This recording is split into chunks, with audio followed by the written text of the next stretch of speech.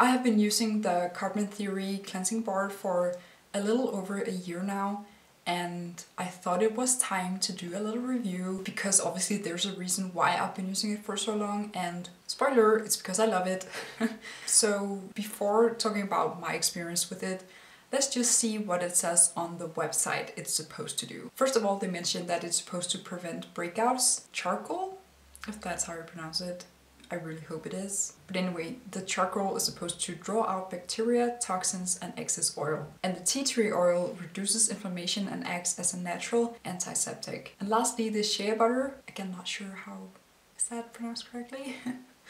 But that is going to keep your skin nourished and hydrated without clogging the pores. And I have a new one here, and the packaging says that it's supposed to detoxify and absorb impurities from your skin, as well as brighten your complexion. So it promises quite a few things. And let's talk about which of the things that it promised that it actually does and which things it does not. First of all, I want to mention that, again, I've used it for a year, and even though there's not a lot left, I weighed it, on a scale. I weighed it this morning, and there's still 19 grams left, and it was 100 grams to start with. So there's still 19% of the product left. I got it in December 2019, so it's lasted a long time, especially because I use it on average twice a day. So you really get your money's worth of it, and it's not even that expensive. Is it maybe $10 or something? I did not do that research prior to this video, so I'm just going to put the number on here on the screen. And the main reason why I love it so much is because I feel like it really deeply cleanses the skin.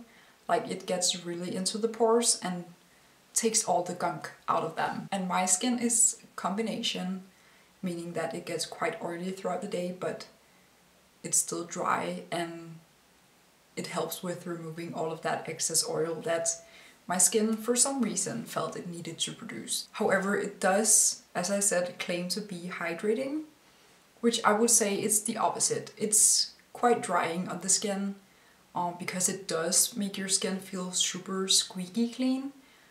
So I think it also draws out some of the good oils and such in your skin. But to me, that's not really a big problem because I do use a moisturizer afterwards. But as I said, my skin is also dry, and it's not like it's been permanently drying out my skin. And if you have like a combination oily, dry skin, I think it would work well for you. Obviously, everyone's different, but in my experience, it's really helped with keeping my skin clean.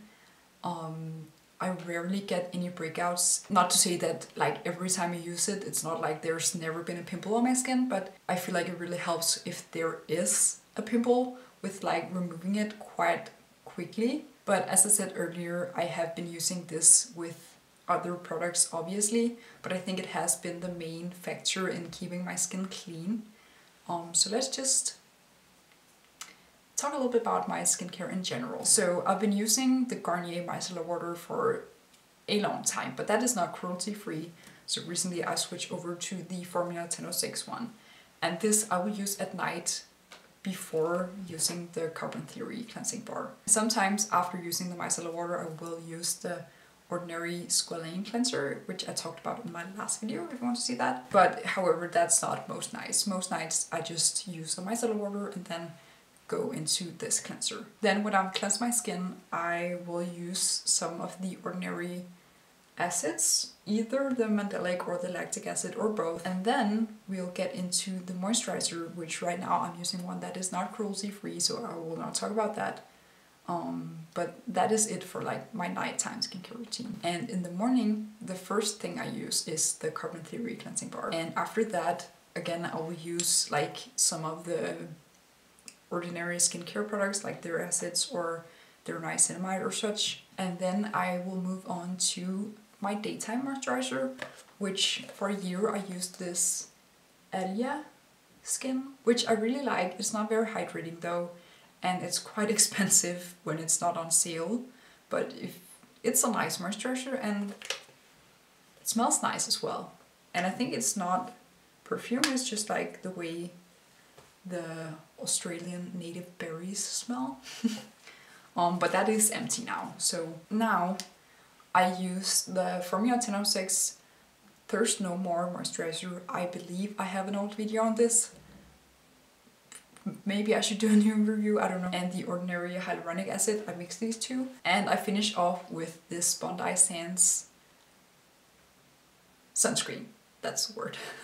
Obviously it's really important to moisturize your skin after cleansing it, especially when this is so drying. Like if I wait for a few minutes, maybe 5, after cleansing my skin until I move on to the moisturizer or like the next step in the routine, my skin will be really dry. But all in all, it's really good. I really do love it, and I think it's the best cleanser I've ever used, so there's that. But there's not much more to say, I think.